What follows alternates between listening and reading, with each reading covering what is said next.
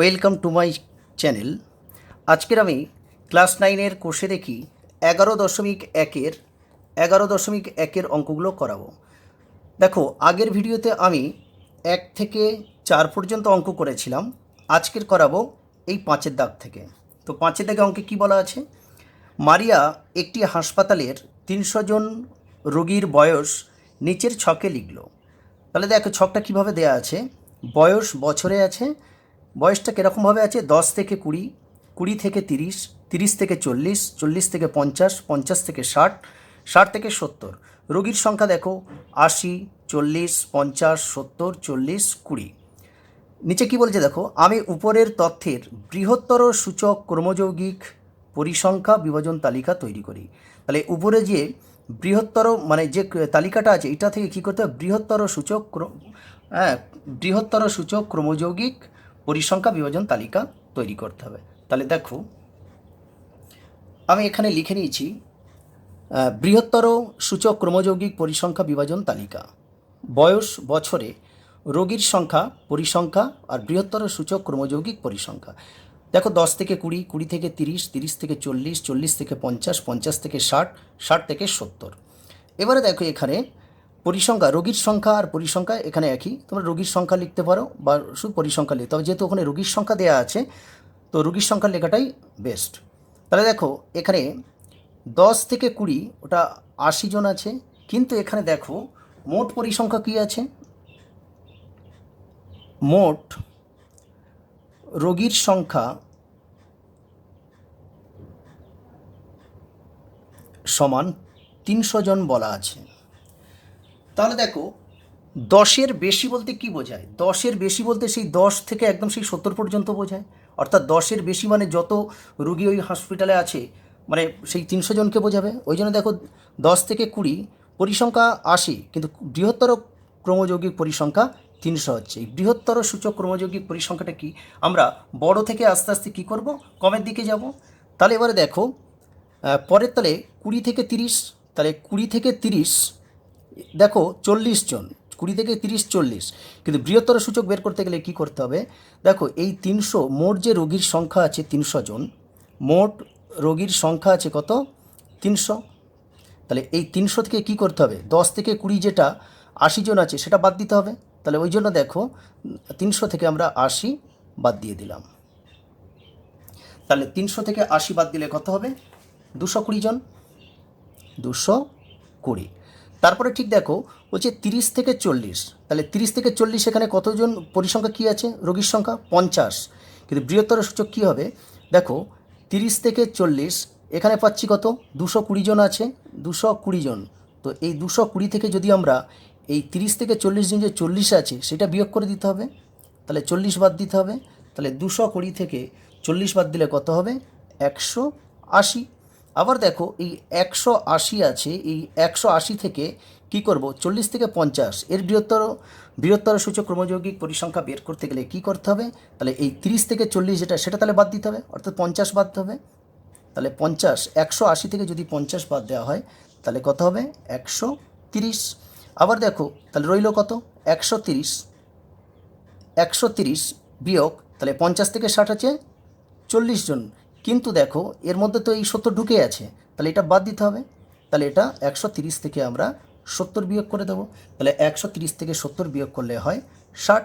আবার দেখো এই 60 আছে, তাহলে 60 থেকে বিয়োগ করব, এই 60 থেকে 70 জন কত? সেটা এই 50 থেকে 60-এর মধ্যে ঢুকে আছে, তো সেটা বাদ দিতে হবে। সেটা কত? 40, তাহলে 40 সেখানে বিয়োগ করতে হবে। তাহলে 60 থেকে 40 বাদ দিলে হয় 20। তাহলে এটাই হলো 5-এর দিকে অঙ্কটা কমপ্লিট। এর পরের অঙ্কটা দেখো,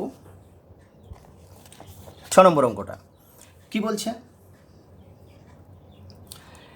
নিচের ক্রমযৌগিক পরিসংখ্যা বিভাজন ছকটি দেখি এবং একটি পরিসংখ্যা বিভাজন ছক তৈরি করি। এখানে ক্রমযৌগিক পরিসংখ্যা যে বিভাজন ছকটা আছে এই ছকটা থেকে আমাদের কি করতে হবে? একটা পরিসংখ্যা বিভাজন ছক তৈরি করতে হবে।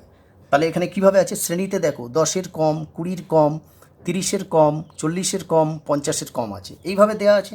তাহলে দেখো ছকটা আমি কিভাবে করছি।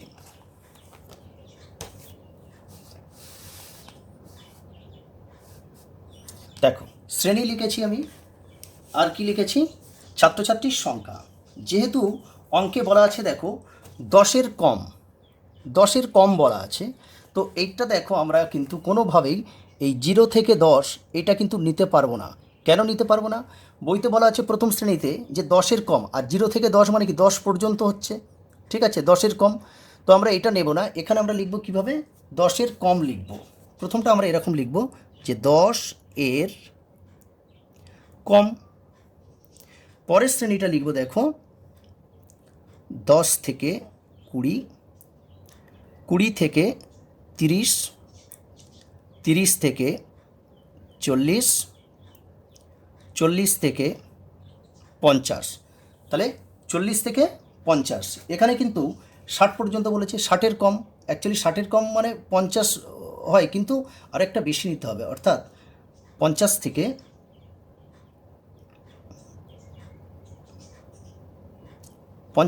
60, তার মানে 60-এর কম। কারণ এখানে এটা কি আছে, শ্রেণী বহির্ভূত পদ্ধতি আছে। আর বহির্ভূত পদ্ধতিতে কি হয়, এখানে যে 60 আছে 60 পর্যন্ত আমরা নেব না, নিশ্চয়ই 59 পর্যন্ত নেব। এখানে যেমন 50টা কিন্তু এই শ্রেণীর মধ্যে পড়বে না, পড়বে কি পরের শ্রেণীতে। ওই জন্য আমরা 50 থেকে 60 নিলাম। এইটাতে বোঝাচ্ছে কি 60-এর কম 50 থেকে 60 মানে 59 পর্যন্ত নেব। তাহলে দেখো ছাত্রছাত্রীর সংখ্যা এখানে বলা আছে 10-এর কম কত বলা আছে বইতে, দেখো 10-এর কম বলা আছে 17। তাহলে 10-এর কম আমরা কি বসিয়ে দেবো, 17ই বসিয়ে দেবো। যেহেতু এটা দেখো 10-এর কম, 20-এর কম, 30-এর কম, 40-এর কম বলা আছে, এইটা থেকে বুঝতে হবে যে এটা কিন্তু ক্ষুদ্রতর সূচক ক্রমযৌগিক পরিসংখ্যায় আছে, সেটা আমাদের পরিসংখ্যা বিভাজন ছক করতে হবে। তাহলে দেখো প্রথম 10-এর কম কত, 17 আছে। তারপরে 20-এর কম 22, তাহলে 20-এর কম আছে 22।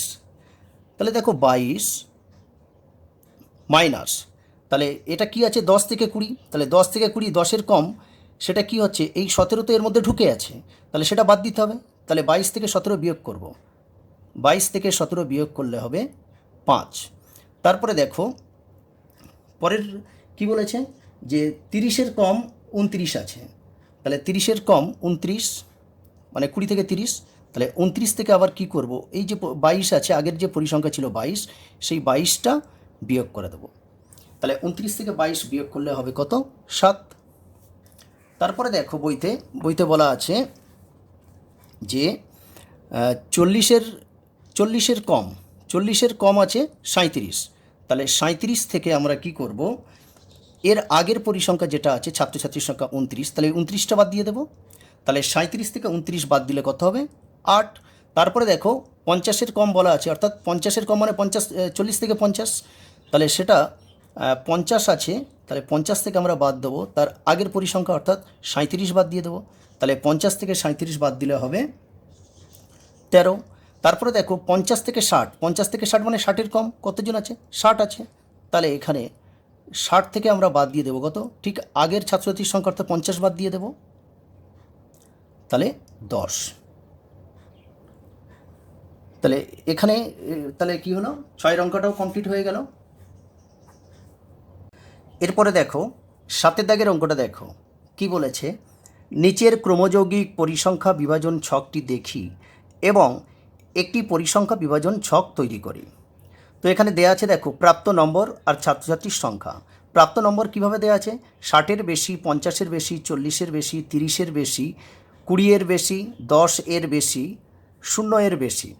তার মানে এটা এই যে 60-এর বেশি, 50-এর, এইটা থেকে বুঝতে হবে যেটা বৃহত্তর সূচক ক্রমযৌগিক পরিসংখ্যায় দেয়া আছে, সেটা থেকে আমাদের কি বের করতে হবে, পরিসংখ্যা বিভাজন ছক তৈরি করতে হবে। তাহলে দেখো কিভাবে করি, আমি এখানে লিখে নিয়েছি দেখো পরিসংখ্যা বিভাজন ছক, প্রাপ্ত নম্বর, শ্রেণী আর ছাত্রছাত্রীর সংখ্যা। তো শ্রেণীটা আমি কিভাবে নেব, দেখো এখানে নিচের দিক থেকে দেখো একটু, যে 0-এর বেশি মানে কি, 0 থেকে কোনো একটা সংখ্যা আমি নিতে পারি। তো আমি এখানে নেব কিভাবে নেব, যে 0 থেকে 10, 10 থেকে 20, এইভাবে শ্রেণীটা নেব। তো দেখো শ্রেণীটা আমি আগে লিখে নিই, 0 থেকে 10,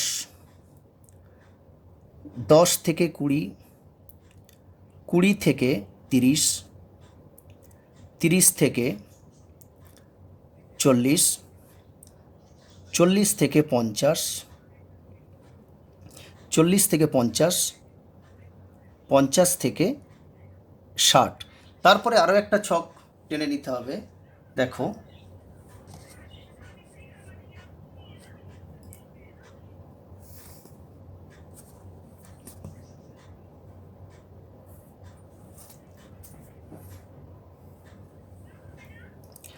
এটা লিখব 60-এর বেশি।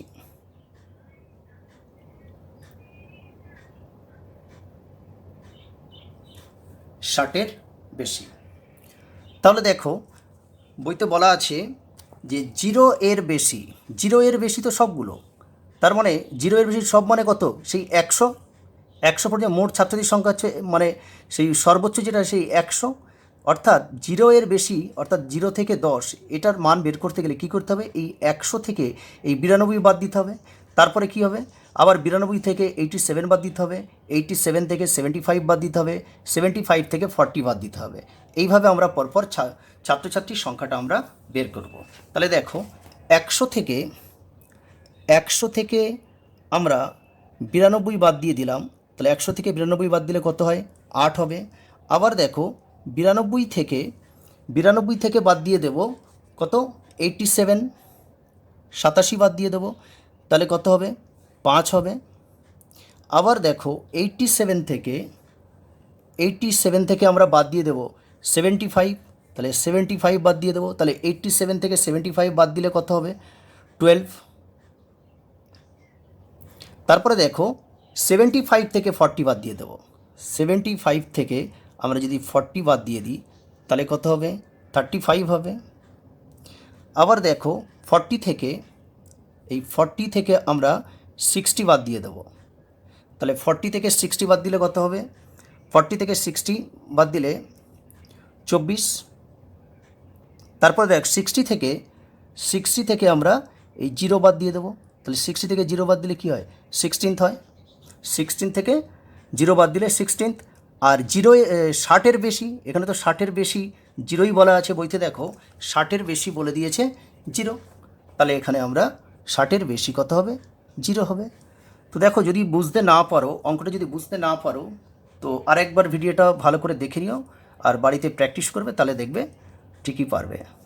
এখানে আরেকবার একটু দেখে নাও যে 0 এর বেশি, অর্থাৎ আমরা যে শ্রেণীটা নিয়ে নিয়েছি 0 থেকে 10, এইটার ছাত্রছাত্রীর সংখ্যা বের করতে গেলে তাহলে সেই 100 থেকে 92 বাদ দিতে হবে। পরপর এইরকমভাবেই যাবে, দেখো 100 থেকে 92 বাদ যাবে, আবার 92 থেকে 87 বাদ যাবে, আবার 87-তে দেখো 75 বাদ যাবে, 75 থেকে 40 বাদ যাবে, 40 থেকে 16 বাদ যাবে, আর 16 থেকে 0 বাদ যাবে। ঠিক এইভাবে। তাহলে দেখো তোমাদের 7-এর অঙ্কটাও কমপ্লিট হয়ে গেল। আজকের ভিডিও এই পর্যন্ত, আবার দেখা হবে পরের ভিডিওতে।